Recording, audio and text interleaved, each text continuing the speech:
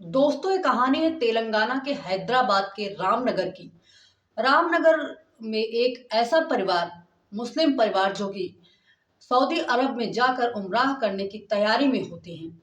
और कुल कहते हैं कि शायद 52 लोगों का ये पूरा अ, ग्रुप वहां पर जाकर उम्राह करने के लिए 9 नवंबर को तैयारी करने लगते हैं। अब ये 9 नवंबर की बात होती है और इसमें एक व्यक्ति होता है जिसका नाम होता है शेख नसीरुद्दीन, जिनके परिवार में कुल 18 लोग थे। ये पूरे 18 लोग और बाकी जो लोग थे कुल 52 लोग सऊदी अरब 9 नवंबर 2025 को जाने की तैयारी में जुटे होते हैं। अब ये जब पूरा लोग ये 18 लोग जब जाकर राजीव गांधी एयरपोर्ट पर पहुंचते हैं तो वहां पर जो इन्हें छोड़ने गया था उससे कहते हैं कि एक फोटो लीजिए, हम जिसमें हमारा पूरा परिवार आ सके।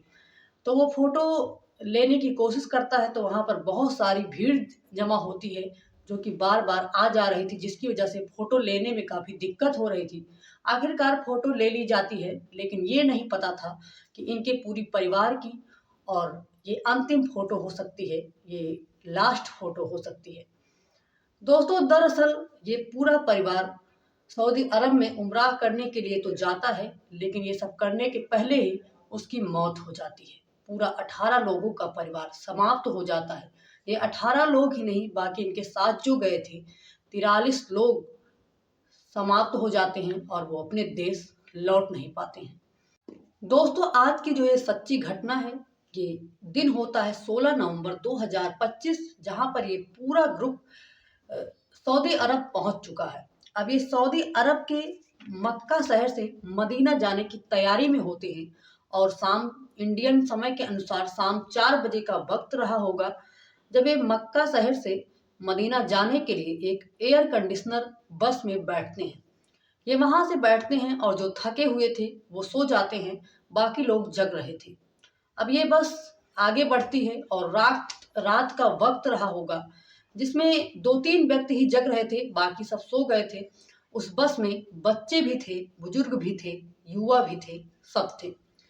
और उसी में से एक व्यक्ति होता है जिसका नाम होता है मोहम्मद मोहम्मद अब्दुल सोएब। वो जो बस का ड्राइवर था जस्ट उसके बगल ही बैठा हुआ था। बस का ड्राइवर और मोहम्मद जो सोएब होता है वो दोनों बातचीत करते हुए आगे बढ़ रहे थे। अब ये समय रहा होगा इंडियन समय के अनुसार रात के 1:30 बज रहे थे। तभी रात के समय आप समझ रहे हैं कि जो बस ड्राइवर भी होते हैं वो निफिक होकर गाड़ी चलाना शुरू कर देते हैं। सोचते हैं कि उतने वाहन तो चल नहीं रहे हैं, वो बातचीत करते हुए आगे बढ़ रहे थे। और इसी बीच में उन्हें ढंग से दिखा नहीं और सामने से एक वाहन आ रहा था। तभी जो मोहम्मद शोएब होता है वो ड्राइवर को सतर्क करता है कि कोई वाहन आ रहा है, आप जल्दी से साइड हो जाइए। लेकिन वो ड्राइवर उस वाहन को देख पाता, उससे बच पाता कि उससे पहले ही बहुत बड़ी टक्कर हो जाती है। रात का समय था, कुछ दिख नहीं रहा था, वाहन भी नहीं समझ में आया कि आखिर कौन सा वाहन आ रहा है। और इधर ये लोग बातचीत में भी जुटे हुए थे और जो बस की रफ्तार थी वो भी बहुत ज़्यादा तेज थी और जो सामने से वाहन आ रहा था उसकी भी रफ्तार बहुत तेज थी। और दोनों बचने की कोशिश ही कर रहे थे। वो ड्राइवर अपनी बस को बचाने की तमाम कोशिशें किया, लेकिन सारी कोशिशें नाकाम हो गई। वो बच पाता कि उससे पहले ही दोनों में एक जोरदार टक्कर हो गई। और उस टक्कर के बाद टक्कर ही नहीं हुआ बल्कि वो जो सामने से वाहन आ रहा था, दोनों के टकराने की वजह से एक भयानक सी आग लग गई। अब आग इतनी तेज लग जाती है कि अब जो सो रहे हैं लोग उन्हें समझ ही नहीं पाते कि आखिर ये हुआ क्या। और जो ड्राइवर होता है वो झट से नीचे उतर जाता है और जो मोहम्मद शोएब होता है वो भी बचने की तमाम कोशिशें करता है, लेकिन वो ड्राइवर जितना चतुर नहीं था। लेकिन फिर भी वो कांच पर बार बार हाथ से वार करता है और किसी तरह बच पाता है। खैर, वो घायल भी हो गया था और बहुत बुरे तरीके से घायल हो गया। ये दो लोग तो किसी तरह बच गए, लेकिन बाकी जो लोग थे जो सो रहे थे उन्हें सोचने समझने का मौका भी नहीं मिला कि आखिर ये हुआ क्या। चीख चिल्ला रहे थे और जो आग थी वो बहुत ही भयानक रूप पकड़ ली थी। लोग बचने की तमाम कोशिशें कर रहे थे, लेकिन उन्हें समझ नहीं आ रहा था कि वो कैसे बचे, क्योंकि आग ने चारों तरफ से घेर लिया था। अब जो मोहम्मद शोएब होता है वो बस से नीचे गिर गया होता है, काफ़ी दूर पर गिरा होता है। तो वो देखता है कि जो वाहन है वो एक कैंटर है। मतलब कि दोनों के टकराने की वजह से जो कैंटर में डीजल था उसकी वजह से आग लगी हुई थी, और उस बस को देखकर ऐसा लग रहा था जैसे चिता जल रही हो। और दोस्तों सच्ची में उस बस के अंदर 43 लोगों की चिता जल रही थी।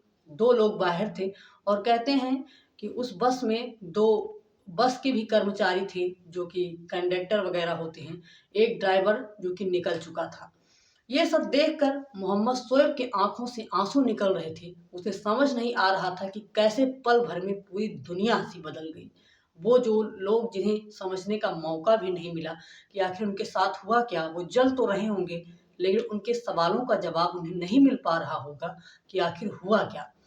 9 नवंबर 2025 को ये पूरा ग्रुप भारत से सऊदी अरब के लिए रवाना हुआ था उम्राह करने के लिए, लेकिन और 23 नवंबर 2025 को इनकी टिकट थी भारत वापसी के लिए, लेकिन वापसी के पहले ही इन्होंने पूरी दुनिया को अलविदा कह दिया। दोस्तों क्या बीत रही होगी इन पर। 3:45 का वक्त होता है जब सऊदी अरब से ही हैदराबाद फोन जाता है। हैदराबाद में उस परिवार के पास फोन जाता है जिस परिवार के 18 लोगों की उस बस में जलकर मौत हुई थी। और वहाँ का जो पूरा देखने के बाद लग रहा था पूरी तरह से आग लगी हुई थी, वहाँ से वाहन आ जा रहे थे। उन लोगों ने वहाँ का वीडियो भी बनाया है। और जब वहाँ पर आग को बुझाने के लिए फायर ब्रिगेड वगैरह को फ़ोन किया जाता है, तब तक सब कुछ समाप्त हो चुका था। कुल मिलाकर जो फायर ब्रिगेड की टीम थी, वो कुछ भी नहीं कर पाती है। और जब वहाँ पर पुलिस वगैरह भी पहुँचती है, तो देखती है कि मांस के इतने थोड़े-थोड़े लोथड़े एक-एक जगह पर पड़े हुए थे बस के अंदर, जिसे देखकर ये अंदाज़ा लगाया जा रहा था कि लोग बहुत ही बुरी तरीके से मारे गए। ऐसा जलकर ऐसा जैसे लग रहा था कि कोई प्लास्टिक जलकर एक-एक जगह पर इकट्ठा हो गया था। लोगों का सिर्फ कंकाल ही बचा हुआ था और मांस एक-एक जगह पर इकट्ठी हुई थी। कोई शेप ही नहीं बची थी लोगों के शरीर की, कंकाल ही कंकाल वहाँ पर रखा हुआ था। बहुत ही दर्दनाक मौत थी। अब 3:45 पर हैदराबाद से सऊदी अरब से हैदराबाद फ़ोन होता है। वो जो 18 लोग थे उनके ही रिश्तेदार सऊदी अरब में रहते थे। जब उनको इस कहानी का पूरा पता चलता है तो उन्होंने कॉल किया। ये फ़ोन जाता है मोहम्मद मंसूर के पास। मोहम्मद मंसूर के पास जब ये फ़ोन जाता है तो वो जो व्यक्ति होता है वो कहता है कि आपकी माँ की डेथ हो गई है, शोहरत बेगम की डेथ हो गई है। उसके बाद वो कहता है तुम्हारे पिता की भी डेथ हो गई है, तुम्हारे पूरे परिवार की मौत हो चुकी है। ये सुनकर मोहम्मद मंसूर गुस्से में आ जाता है और कहता है तमीज़ से बात करो, ये क्या बोल रहे हो। वो गुस्से में आ जाता है और कहता है कि एक तो तुमने इतने सुबह-सुबह यहाँ पर फ़ोन कर दिया और उसके बाद तुम्हारा दिमाग भी नहीं ठीक है। तुमने कोई शराब-वराब ले ली है क्या? तभी वो कहता है नहीं, ये पूरी तरह से सच बात है। वो गुस्से में होता है, फ़ोन कट कर देता है। उसके बाद उसको बेचैनी मच जाती है क्योंकि सुबह का वक़्त था, वो नींद में भी था। मोहम्मद मंसूर काफ़ी घबरा जाता है।